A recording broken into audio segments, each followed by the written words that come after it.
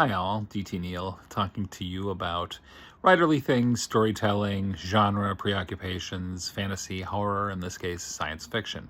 And I wanted to talk a little bit about um, space colonization. I already talked about how hellishly expensive and logistically challenging space is by its very nature. But when you throw colonization into the mix, it gets even worse.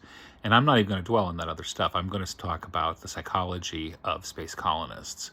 Because when you really think about it, uh, in decades past, there was the novelty of the space program at the time. You had your astronauts, you had your cosmonauts, you had this rigorous training regimen for people to go up into space. You had this this exploratory zeal to drive a lot of that stuff. And then almost it's like as soon as the U.S. got to the moon, it was almost like it was the Apollo program just was like, wow, this is really expensive. We need to kind of stop that. The minute you had astronauts golfing on the moon, it was kind of like, ooh, jump the shark a little bit, huh?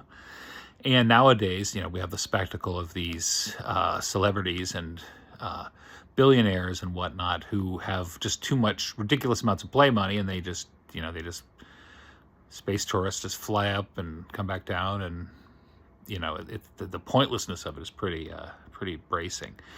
But then when you go into the space colonization idea, I can't help but, because again, from my perspective, my writerly perspective, I think in terms of how, people and characters and how they might react. And I think about the psychology of somebody who is eager to go to the moon or Mars. And again, I'm allowing for the idea that there could even be a viable colony, in either of those places, which we are nowhere near that yet, truthfully. But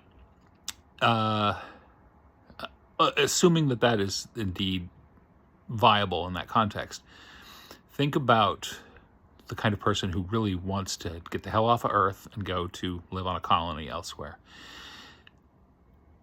Life on a colony would suck. It would be awful. Space colony, it would be terrible. And we've gotten accustomed to the cinematic portrayals of these white corridors and the lights and the artificial light and all that, and people living this existence. Alien did a very industrial kind of view of space, which is interesting. Although they also had the white corridors here and there. But even if you're allowing for that, like, think about where you are right now, wherever you are on this planet, and on your most boring day,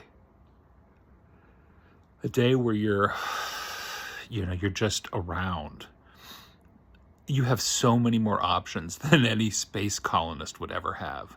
Like your crappiest earthbound day, it could be raining, it could be snowing, but you could open the door and go for a stroll. You could go walk, you could go somewhere, you could go to a convenience store if you had to, you could go to a bookstore if you wanted to, you could go somewhere, you could go to a park and do all these things. But in a space colony, you're stuck. And even if you've got some kind of internet connectivity somehow, being broadcast from the colony to Earth, you're going to have some delays. It's going to be, what are people going to do? It's like you can only run on the treadmill so much. You could only bring what are they going to do? They're going to read? They're going to fly books up there? How are people going to entertain themselves? How are they going to not go absolutely out of their minds on those colonies? Because there's just nothing. There's nothing there. That's the whole point. Like, even in the terrestrial settings, when Europeans went to the New World, even then there was this learning curve in terms of how they could function, and in some cases they were starving, and if not for indigenous peoples showing them how to grow crops, they would have died. But even in the context of ones who didn't necessarily die, you're still on Earth. So a bad day on Earth is still better than a bad day on Mars or the moon. Those are really bad days. And you would be, in addition to being completely confined and captive in these corridors, you have the knowledge of your own isolation, and that the people that you're with, and maybe this is, admittedly, this can be a little bit of my Gen X self coming into play, but the people that you're with on that colony, maybe you don't like them so much, or maybe you like that person. Maybe you get factions. Maybe you get these groups of people who get sick of each other because that's all they have there on this colony, and all they have is work, and all they have is this little living space, and this understanding that if they make any kind of mistake, they could be dead. Somebody bumps something with their elbow, and it flips a valve, and suddenly they're engaged in explosive decompression. Food supplies, same boring foods. The lift to create anything that people could stand would be tremendous. It would be huge.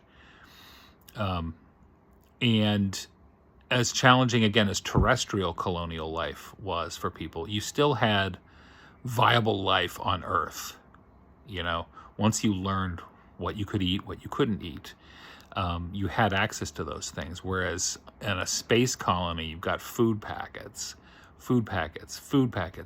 and even if you're miraculously dealing with some kind of hydroponics garden situation, there's still a very fraught and finite nature to everything that you can grow, what you can eat, how much you can eat, what you can do with your time. I think people would go absolutely crazy pretty quickly. It would take some people who have a level of self-discipline that would be shocking, and they would have this understanding that they're here. And for some of them, and I've seen discussions of that where they say that it's like, basically for Mars it'd be like a one-way trip, because the amount of radiation you would be soaking up on the way over would be prodigious, and it wouldn't be viable for people who want to have long lives. And so I think about that from a writerly perspective, and I think, wow, only the most desperate of souls would voluntarily sign up for a space colonization mission.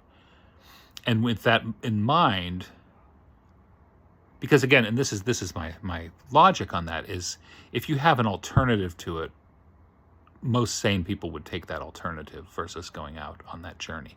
It would require, it would be these desperate souls who, for some reason, that's what they think is a good option for them, is to go colonize somewhere else.